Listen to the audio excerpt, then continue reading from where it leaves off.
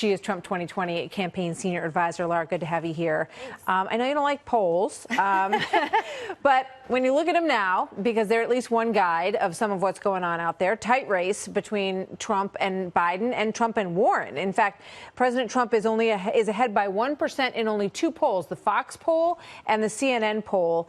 Who would you rather run against, Biden or Warren?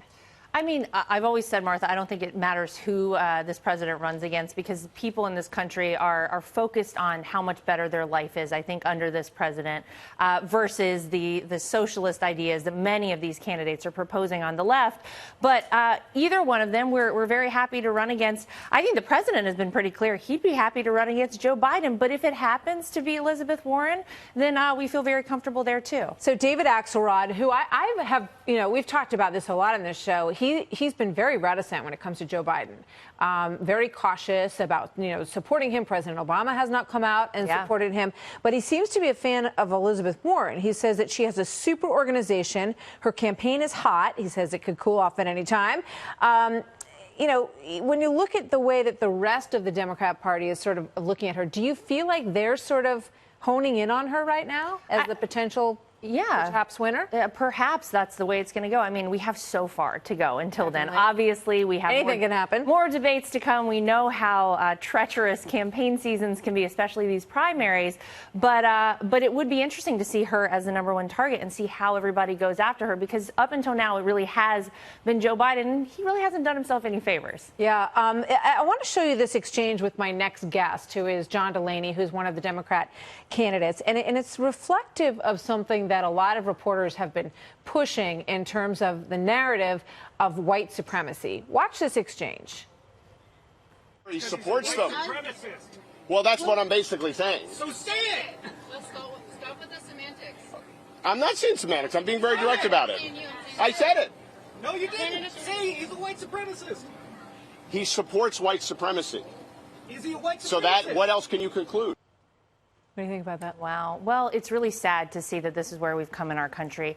I don't know how many times a president has to denounce white supremacy and say that he does not agree with it and that it is horrific and that he doesn't stand for any type of racism, which this president has done numerous times, even after the Charlottesville comments that people continue to criticize him for.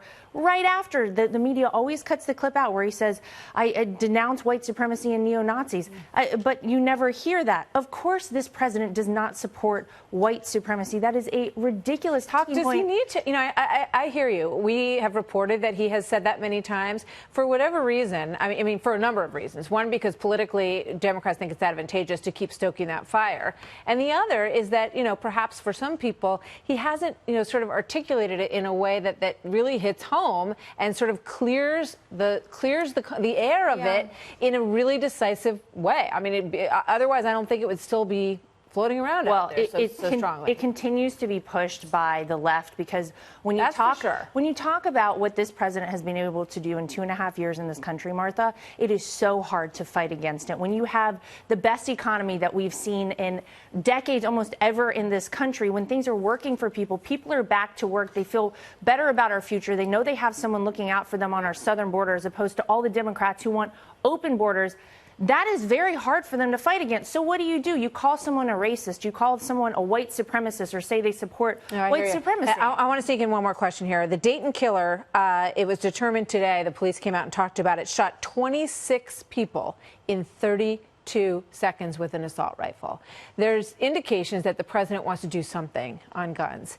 Is a ban on assault rifles in the conversation? Is it something that you guys talk about in terms of the campaign? And is it something that he would potentially be open to doing? 26 people in 32 seconds. Well, I mean, the reality is when you look at the statistics in this country, rifles do not kill more people than pistols. In fact, pistols kill far more people than rifles ever do. The ability to do this with this kind of rifle extremely quickly is devastating. That's right. Well, listen, this is something that the White House is working on, and it's not really something at the campaign that we discuss on a daily basis. But this president has been very clear. He wants to take a stand on this. We continue to see these horrific mass shootings happen. Unfortunately, it's been happening for decades. It's not under only Donald Trump's watch. There are a lot more of them now than there used to be. It's not just under his watch. There were many of them under the Obama administration as well. Right. But I mean, the numbers are much higher now. And I think he's addressing that, and he wants to make very clear that he takes this seriously and that we have to do something to fix this. All right, Lara, thank you. Always good to see you. I know you're due in a week, yes. So it might be a little while, or we might see you next week. Maybe. You never know how those things go, right?